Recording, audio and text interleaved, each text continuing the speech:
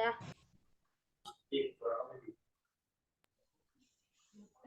Assalamualaikum warahmatullahi wabarakatuh. Di sini kami dari kelompok 4 3 ya. Wing dari slide pertama. Bentar. Satu. Dari jenta. Ayo, yuk, mukanya. Ini terakhir nih, jangan ada record lagi nih.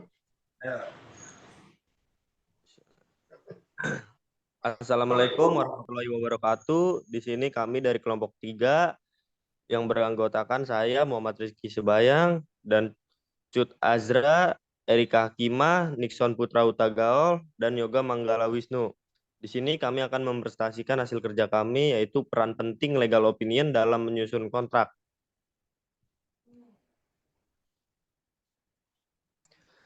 Koneksitas legal opinion dengan legal drafting. Legal opinion merupakan suatu karya ilmiah yang dibuat oleh insan hukum di dalam memecahkan suatu permasalahan hukum.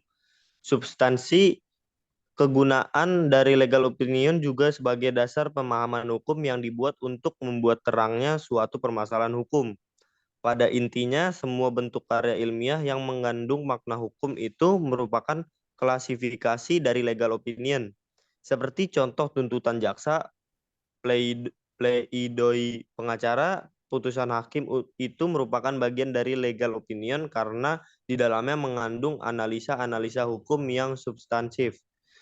Koneksitas legal opinion di dalam membuat legal drafting juga penting, di mana agar dalam menganalisa serta menuangkan klausa-klausa hukum atau pasal-pasal hukum yang dibuat dalam kontrak. Kehadiran legal opinion menjawab permasalahan hukum yang ada pada kontrak dan juga meminimalisir terjadinya sengketa. Lanjut.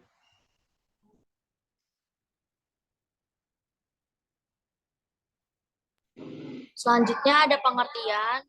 Yang pertama ada legal drafting, dapat berarti penulisan teks hukum yang lengkap. Ini adalah keterampilan meletakkan kata-kata di atas kertas untuk menciptakan hak dan kewajiban. Saya menggunakan frasa legal drafting hanya dalam arti ketiga. Untuk arti dalam nomor 1, saya katakan tulisan hukum. Untuk arti pada nomor 2, saya katakan transaksi. Itu dikatakan oleh Dr. Chandra Yusuf SH, LLM, MBA, MMGT. Selanjutnya ada kontrak, merupakan kesepakatan antara subjek hukum perdata, kesepakatan yang berisi hak dan kewajiban atau prestasi. Next. Kontrak merupakan terjemahan bahasa sehari-hari dalam bentuk dokumen dan kalimat hukum. Kalimat hukum adalah kalimat yang dapat dipertanggungjawabkan di depan hukum. Kalimat hukum ialah kalimat yang berpotensi untuk dipermasalahkan di depan pengadilan atau arbitrase yang dimaksud oleh Prof. Hikmahanto Juwana. Di sini ada isi kesepakatan. Yang pertama ada pada dasarnya para pihak dapat memperjanjikan apa saja yang dikehendaki. Yang kedua, prinsip di atas dikenal sebagai kebebasan berkontrak yang diatur dalam pasal 1338 Kitab Undang-Undang Hukum Perdata. Selanjutnya ada bunyi pasal 1338 adalah sebagai berikut. Semua persetujuan yang dibuat secara sah berlaku sebagai undang-undang bagi mereka yang membuatnya. Selanjutnya akan dibacakan oleh Erika Hakimah.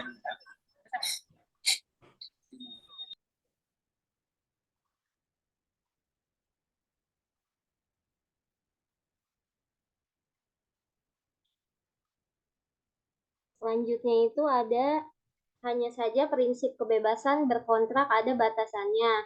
Batasan dari kebebasan berkontrak diatur dalam pasal 133 KUH Perdata, disebutkan bahwa batasannya adalah kepatutan, kebiasaan, dan undang-undang atau hukum.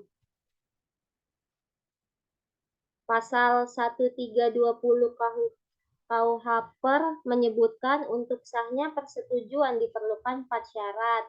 Kesepakatan, kecakapan untuk membuat suatu perikatan, suatu hal tertentu, dan suatu sebab yang halal. Kontrak apa harus tertulis?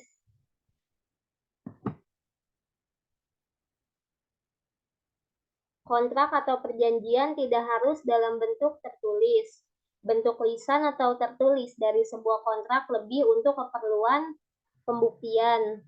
Kontrak dalam bentuk lisan mempunyai kekuatan pembuktian yang lemah. Kontrak dalam bentuk tertulis dapat dibedakan antara di bawah tangan, didaftarkan ke notaris, dilegalisir tanda tangan para pihak oleh notaris, dibuat di hadapan notaris, atau akta notario. Untuk kontrak yang dibuat di hadapan notaris bisa karena diharuskan oleh peraturan perundang-undang. Dengan demikian, tertulis tidaknya sebuah kontrak tidak menentukan sah tidaknya kontrak. Tertulis tidaknya kontrak berkaitan dengan lemah kuatnya pembuktian sebuah kontrak. Selanjutnya dibacakan oleh Yoga Manggala.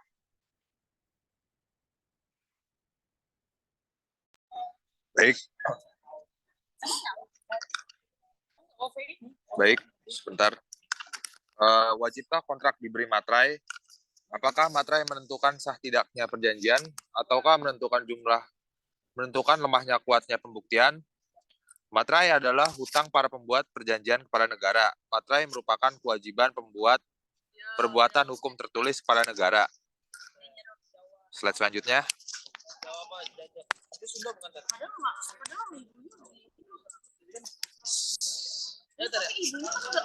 Slide selanjutnya. Ketentuan materai diatur dalam Undang-Undang Nomor 13 Tahun 1985 tentang bea materai. Dalam pasal 11 disebutkan dengan nama bea materai dikenakan pajak atas dokumen yang disebut dalam undang-undang ini. Selanjutnya pasal 2 ayat 1 disebutkan dikenakan bea materai atas dokumen yang berbentuk A. Surat perjanjian dan surat-surat lainnya yang dibuat dengan tujuan untuk digunakan sebagai alat pembuktian mengenai perbuatan, kenyataan atau keadaan yang bersifat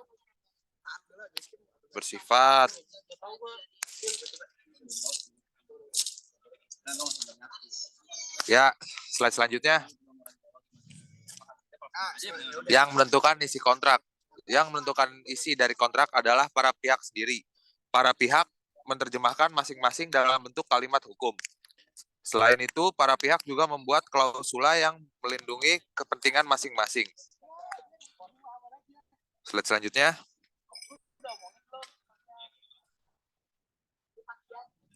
Suatu kontrak harus menggunakan bahasa Indonesia. Perlu dipahami bahwa menurut Undang-Undang 24 tahun 2009 tentang bendera, bahasa dan lambang negara serta lagu kebangsaan ada kewajiban untuk menerjemahkan ke dalam bahasa Indonesia bila bahasa asing digunakan dalam sebuah kontrak. Kontrak yang menggunakan bahasa asing harus diterjemahkan ke dalam bahasa Indonesia oleh penerjemah tersumpah atau bersertifikat. Slide selanjutnya dilanjutkan oleh Saudara Nixon. Meski kewajiban penggunaan bahasa tidak merupakan dasar bagi tidak sahnya kontrak, namun ada putusan dari Pengadilan Negeri Jakarta Barat yang telah dikukuhkan oleh Mahkamah Agung bahwa kontrak dalam bahasa asing harus memiliki terjemahan dalam bahasa Indonesia. Yang kedua, akibat dari tidak adanya terjemahan, maka Pengadilan Negeri Jakarta Barat menganggap kontrak tersebut batal demi hukum, mengingat tidak memenuhi klausa yang halal. Lanjut.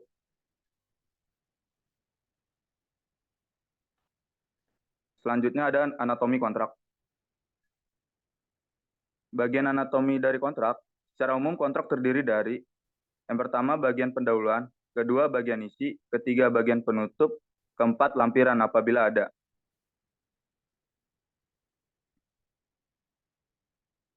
Lanjut. Yang terdapat dalam pendahuluan, bagian pendahuluan terdiri dari yang pertama ada sub bagian pembuka, berisi kata pembuka, termasuk penyingkatan judul, perjanjian, dan tanggal perjanjian. Yang kedua, subbagian pencantuman identitas para pihak, berisi elaborasi dari pihak yang mengikatkan diri pada perjanjian. Yang ketiga, subbagian penjelasan, berisi penjelasan mengapa para pihak membuat perjanjian. Next. Contoh subbagian pembuka, perjanjian kerjasama pengadaan barang, selanjutnya disebut perjanjian. Ini dibuat pada hari ini titik-titik di titik-titik oleh dan antara perjanjian jual beli aset yaitu perjanjian ini dibuat dan ditandatangani di titik-titik pada hari ini, dan seterusnya tanggal, dan seterusnya oleh dan antara. Yang ketiga, perjanjian sewa-menyewa gedung, yaitu perjanjian ini dibuat dan ditandatangani, dan seterusnya pada hari ini, dan seterusnya tanggal, dan seterusnya oleh dan antara. Next. Selanjutnya dilanjutkan oleh Rizky Sebayang.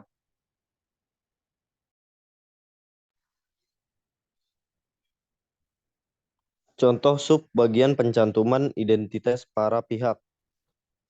Di sini tertulis PT XYZ NWP nomor yang didirikan dengan akta notaris SH di Jakarta nomor sekian, tanggal sekian, sebagaimana telah diubah dan terakhir dengan akta nomor sekian, tanggal sekian, yang telah disahkan dengan keputusan Menteri Kehakiman nomor sekian, tanggal sekian, dan telah diumumkan dalam tambahan Berita Negara Republik Indonesia nomor sekian tahun sekian, berkedudukan di dalam perbuatan hukum ini diwakili secara sah oleh Direktur Utama PT XYZ, selanjutnya disebut XYZ.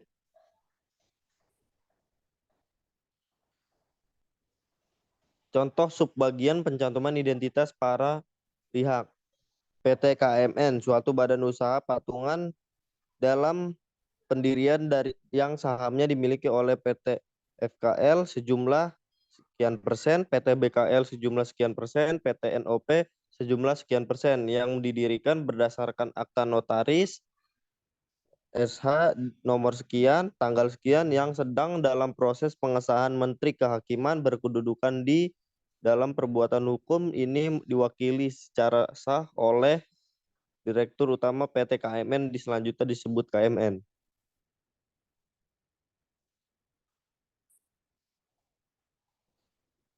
Contoh subbagian pencantuman identitas para pihak. PT TRI, suatu perseroan terbatas didirikan berdasarkan hukum negara Republik Indonesia, berkedudukan di Indonesia, dalam hal ini diwakili oleh yang bertindak dalam kedudukannya selaku dan untuk tindakan hukum bagaimana dimaksud dalam perjanjian ini telah mendapatkan persetujuan dari rapat umum luar biasa pemegang saham PT TRI sebagaimana terbukti dalam berita acara rapat umum pemegang saham TRI tertanggal yang dilampirkan dalam perjanjian ini.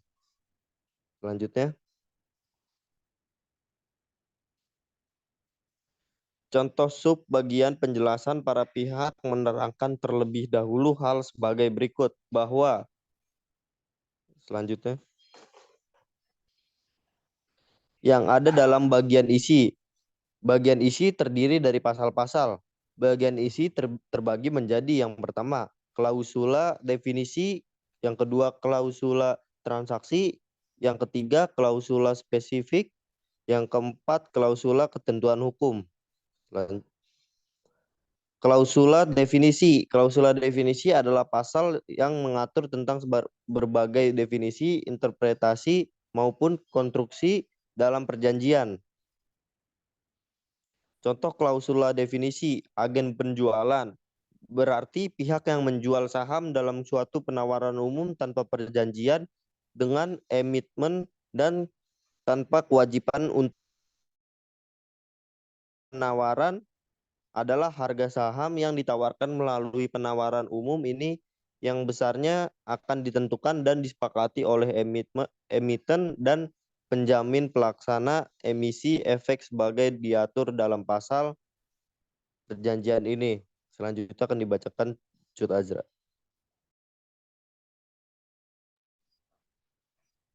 Selanjutnya ada klausula spesifik. Ialah pasal-pasal yang mengatur hal-hal yang secara khusus dikenal dalam transaksi yang dilakukan. Next. Contoh klausula spesifik. Apabila sampai dengan 1 hari bursa sebelum masa penawaran indeks harga saham gabungan Bursa Efek Jakarta mengalami penurunan sebesar 6,5% sejak ditandatanganinya perjanjian ini, atau kumulatif 5% dalam waktu 5 hari bursa terakhir sebelum masa penawaran maka emiten dan penjamin pelaksana emisi akan merumuskan kembali harga penawaran. Next. Klausula ketentuan umum. Klausula ketentuan umum adalah pasal-pasal yang mengatur hal-hal yang bersifat antisipatif. Oleh awam klausula ketentuan umum ini lebih dikenal sebagai urusan orang hukum. Next. Selanjutnya ada contoh klausula ketentuan umum, yaitu ada domisili. Para pihak dengan ini sepakat untuk memilih domisili hukum yang tetap dan tidak berubah pada kantor panitera, pengadilan negeri. Selanjutnya, klausula ketentuan umum, pengaturan tentang penyelesaian sengketa. Dalam ketentuan penyelesaian sengketa ada dua hal yang penting, yaitu forum untuk menyelesaikan sengketa atau choice of forum, hukum yang harus diberlakukan untuk menyelesaikan sengketa atau choice of law. Selanjutnya ada kedua hal tersebut dapat dipilih oleh para pihak sesuai prinsip kebebasan berkontrak. Selanjutnya akan dibacakan oleh Rika Hakimah. Selanjutnya ada choice of forum adalah pilihan para pihak untuk menyelesaikan sengketa mereka apabila muncul. Selanjutnya, para pihak mempunyai opsi sebagai berikut. Yang pertama, menyelesaikan secara musyawarah mufakat atau amicable settlement. Yang kedua ini menyelesaikan melalui forum peradilan atau pihak ketiga menentukan apa yang adil untuk para pihak. Yang ketiga ada penyelesaian secara musyawarah mufakat dikenal sebagai alternative dispute resolution. Yang keempat ada penyelesaian ini didasarkan pada kesepakatan para pihak. Yang kelima apabila pihak ketiga turut serta maka pihak ketiga hanya membantu. Yang kelima ada bentuk negosiasi atau tanpa pihak ketiga, mediasi dan konsiliasi. Selanjutnya ada penyelesaian melalui forum peradilan dapat berupa yang harus dipilih salah satu oleh para pihak, yaitu pengadilan dan arbitrase.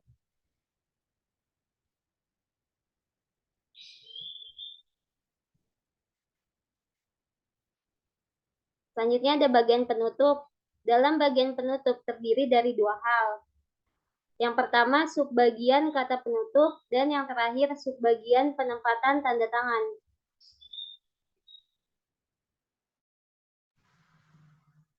Sekian paparan dari kelompok kami. Kurang lebihnya mohon maaf. Terima kasih.